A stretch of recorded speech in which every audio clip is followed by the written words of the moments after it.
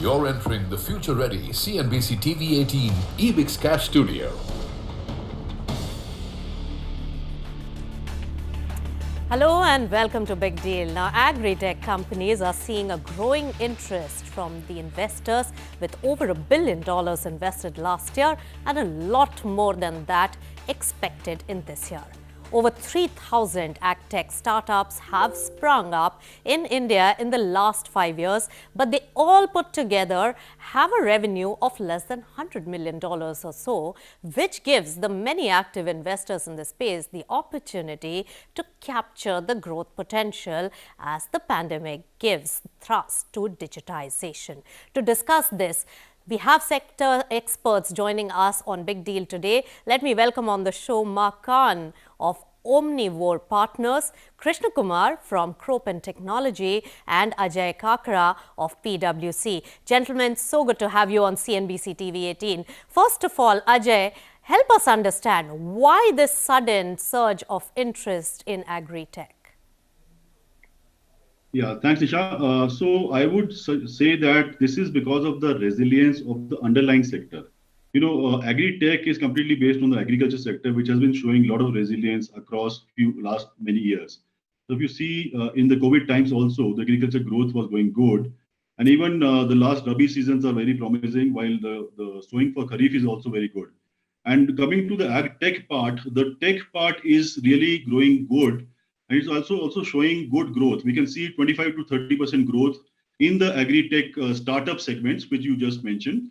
And also, if you see what's the upside potential for agri-tech, the digital intervention which they are bringing, that is also adding up to a value of around $50 to $65 billion by 2025. So we can see that there's a lot of action happening, and there's a lot of promise for scalability, upgradation, and monetization potential. Right, monetization potential, one of the key drivers for the fundraising interest that is seen. But one company which has recently raised funds is very active in this space in terms of business. Krishna Kumar, you recently raised funds as well. What is it that the investors are betting on, and what is the growth plan that you foresee with the funds you raised? Yeah, so I think the sheer nature of the problem statement which agriculture has, and it has a global nature as well. And if I have to, summarize this, I think the investors, when they're looking at Cropen, they looked at, the way we are delivering solution to our customers, so what problem statement we are solving, whether we can deliver this on the global scale. And we are a SaaS B2B agtech company, and mostly we are delivering AI and deep tech solution to our customers globally. And how seamlessly we can deliver this sitting here. I mean, we built for India, and then we are shipping this product globally. Right? So that was another box we checked. I think the moat which we have built over a period of time. So we work in 52 countries. We have a massive operations and the data on our platform. So we manage around 400 different crops, 10,000 different crop varieties in these 52 countries. And we have got the largest knowledge graph sitting on our platform, which is giving us ability to build AI model with context and also generalize this model to scale this globally as well. Right. So we are delivering at the scale of a country. So we can compute the whole country with our models to map the whole GDP from the agriculture point of view. I think those are some of the key factors where the investors were also interested to see when they're trying to invest, right? So what kind of a moat you are building, how whether your customers are repeatable or not, those large global MNC which were working with you, and then finally the team which is behind the scene, making this happen. Sure. So I think all these boxes we checked, and Yes. that interested the customers, investors as well. Right. Let me jump to the investor on the panel straight away. And Mark, Omnivore Partners specializes in investing in this particular space and also the animal-based sector as well. So both put together, what is it that you're betting on, and especially in agri-tech, what kind of future potential growth that you foresee? Look, we're betting on the future of India. The thesis of Omnivore has always been that in a country where half the population lives on farm and where over a quarter of the economy is agriculture and agribusiness, that you need to have innovation to build a future for rural India, that farmers need to have more profitability, that farmers need more resilience, that there needs to be sustainability. We've been working on these challenges for over a decade.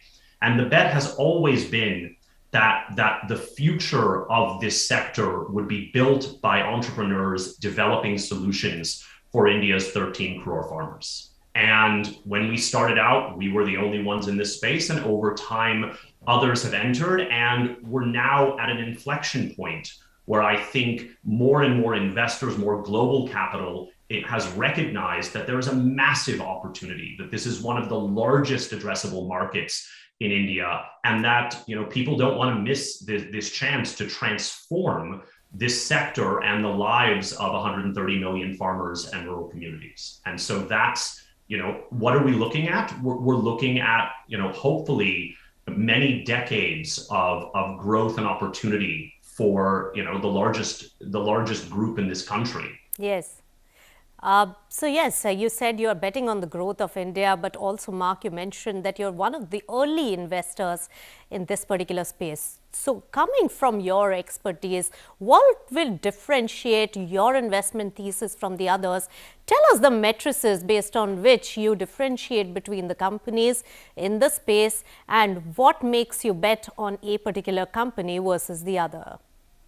Look, we evaluate companies, right, across, I would say, 4 pillars of our investment thesis, and then, across the normal ways that you evaluate any other startup. So the 4 pillars of our investment thesis are: we're looking for technologies and startups that are increasing farmer profitability, because we believe that is the need of the hour. The government has also recognized that doubling farmer incomes is the right way to look at that challenge. We look at startups that are working on farmer resilience. How do we make 130 million farmers, their incomes more stable, more predictable? And then 2 environmental pillars, one being agricultural sustainability. How do we use less water? How do we use fewer natural resources? How do we reduce waste and spoilage? And finally, how do we catalyze climate action? And so we're looking for startups that are working on these 4 massive challenges.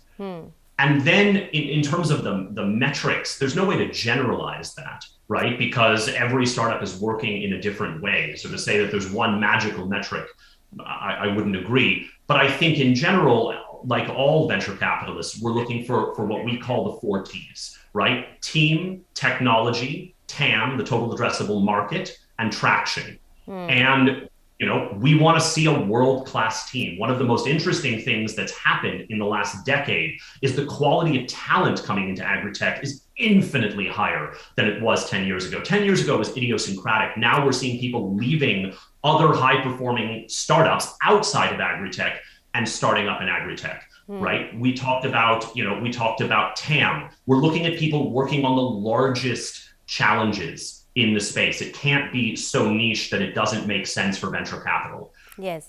Technology. We're looking at people that are working on deep tech. We're working, people that are building really innovative, differentiated solutions as opposed to just trading.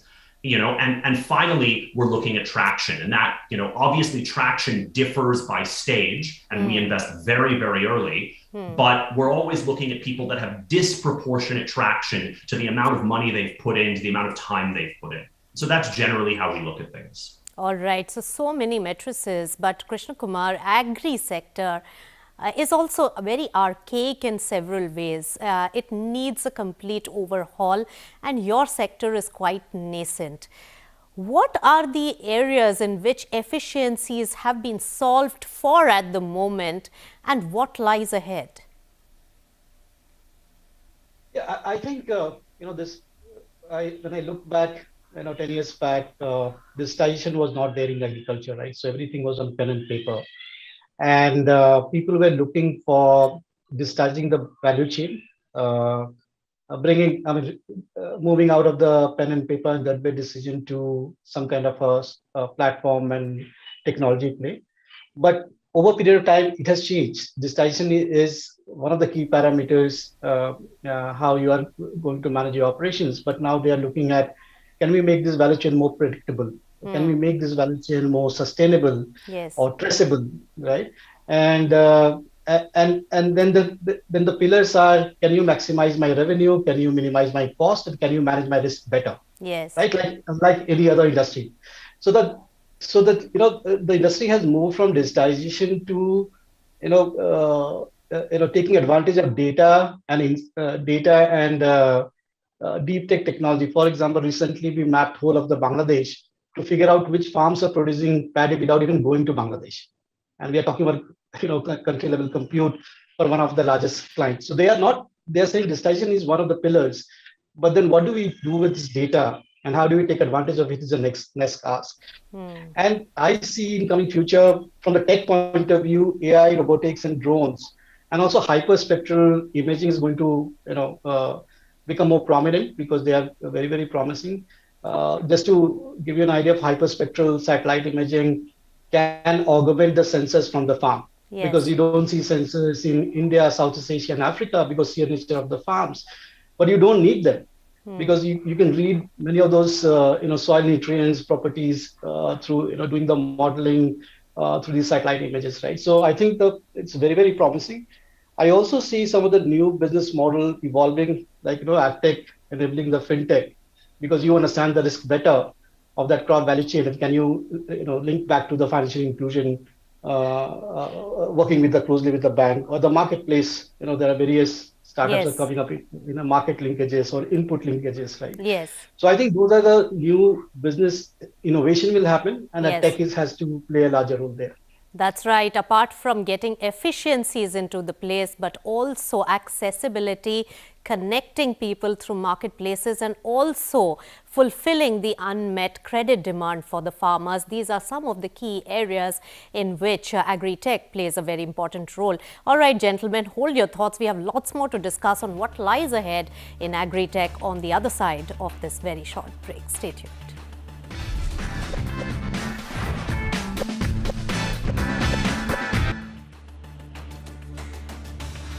Welcome back. You're watching Big Deal and we are discussing the agri-tech sector. Now, Ajay, of course, we heard all the sides of the discussion in terms of the investor interest and what the promoter has to say and what lies ahead in the sector. But agriculture sector is here to stay. We have big boys and big companies, large business houses, part of the legacy business of agriculture. And very recently, we have seen the digital thrust with Tata's buying into Big Basket and some others, as well as even Reliance getting digital in their retail play, and many other companies like UPL also coming up with a platform. What do you have to say about the big companies adopting the digital thrust in this sector? Yeah, so Richa, my view is that it is all dependent on the kind of value creation which the company is aspiring towards and the kind of value creation that is being offered. Now, there can be two ways of doing it. Either you create your own value or you look at for outside help for doing that. Now, what we see in the agri sector is that a lot of companies are trying to develop their own capabilities, be it Tata or be it UPL or any other company, who have been doing this over a period of time, and now they are at a stage where they understand the agtech systems, the ecosystem properly. And this is what is also being done by the mid-sized segment companies also, and they're following suit. But what I believe is that this is taking time to seep in, and the adoption process is a continuous process. We can see this trend going on for a little bit more time, where people are conversant and the entire processes are attuned to the agtech operations. So once, so starting from the farmers till the end consumer, the processes gets aligned to the agtech interventions. That's where we see a first stage where the companies are going to reach.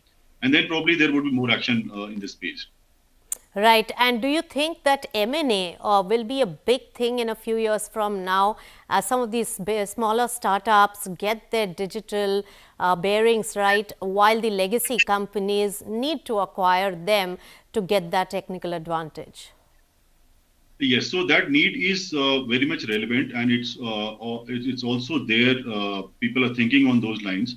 But I would like to now take your attention towards the life cycle of the agtech companies.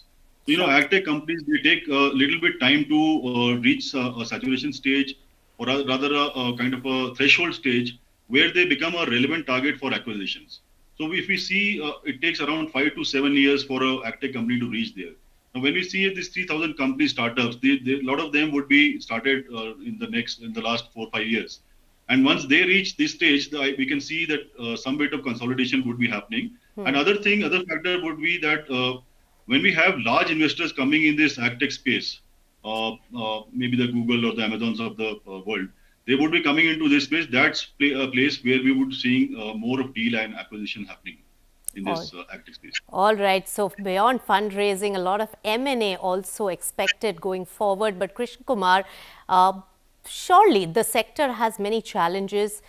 Do you have any suggestions on how some of the hurdles and bottlenecks can be cleared for the growth path to be much smoother? Yeah, I think government is a large stakeholder in agriculture, and I think they should pave a path for the startups in terms of giving them access to the data which they are sitting on. Like if you want to enable fintech and you want to get into financial inclusion, which government also wants to do, but they have to open up a land record data, like the way they did, building something like a UPI, where startup can innovate on top of it. So I think government has to come forward and move things a little bit faster. I think there is an intention, but still things moves very slow at their end. From our company perspective, I think some of the challenges we need to overcome, because we do a lot of play in the deep tech side, and we are running a lot of deep neural net models, which is a very, very costly affair. So to give an example, our one-day bill was more than 500K, right? Because it is one of 80,000 servers to do a compute at the country level, right? And we are trying to find out a means and ways how do we make it more efficient. Yes. And when we run the layers of neural net, how do you build your architecture to do that, right? So those are some of the learnings. When you are selling AI, you need to build trust with AI in the market, and you have to work very closely with your customer to what your models are intended to deliver. Yes. Because the way customer thinks, AI means you're going to give me 100% predictions, which is no AI can deliver that, right? Right. And finally, hiring talent globally, and how fast you can do that in this changing environment is also going to play a major role. So I think these are the things we have to work when we are looking for the next phase of the growth. Right. So Mark, taking off from what Krishna Kumar has mentioned, do you think government being a big stakeholder in this segment, is that a risk factor for an investor? Look, I think agriculture is inextricably linked to issues of development, and the government is the driver of most development in India. And consequently, they're always going to be partners. I think they have actually been excellent partners in this space for many years now. They have supported early stage startups. They have opened up opportunities for startups to work, both at the center and the state level. I think they've gotten NABARD into this space. I think generally speaking, the government has been a catalyst of the ag tech boom in India. So I wouldn't see it as so much of a risk factor, but definitely creates support and some tailwinds for this sector. Right. So still sounding optimistic over there. And Ajay, to summarize the discussion, how do you see the change happening in the sector, and in the near future, what are the big data points one must know while looking at agri-tech?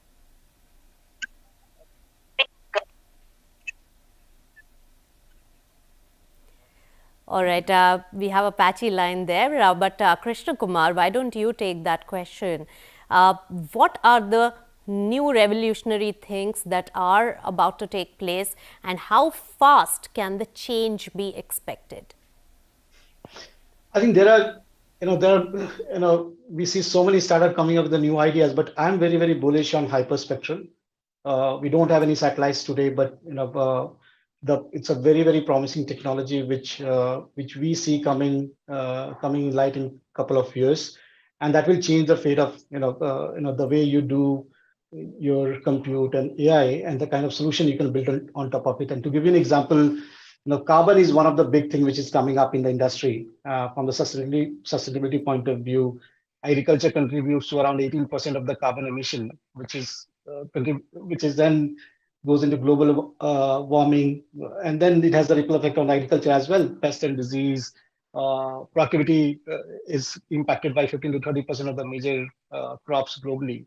So I think those, with these kind of technology, you can, monitor the carbon, you can measure it, and then you can also, help the farmers to adopt to fix the carbon in the soil, and for that they can get the credit. And these models are now evolving in Europe and in US, and we are part of one of the European coalition where they want to make Europe as a carbon neutral farming, and we are the technology partners there. Right? So I think these are some of the things I'm very bullish on, and this has a positive impact on the industry and the overall planet.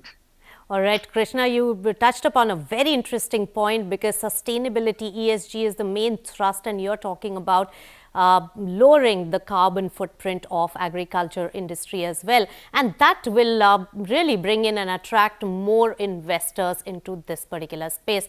With that, it's a complete wrap on this edition of Big Deal, focusing on agri-tech. I thank Krishna Kumar as well as Mark Khan and Ajay Kakra for joining us for this discussion. And thanks to our viewers for tuning in.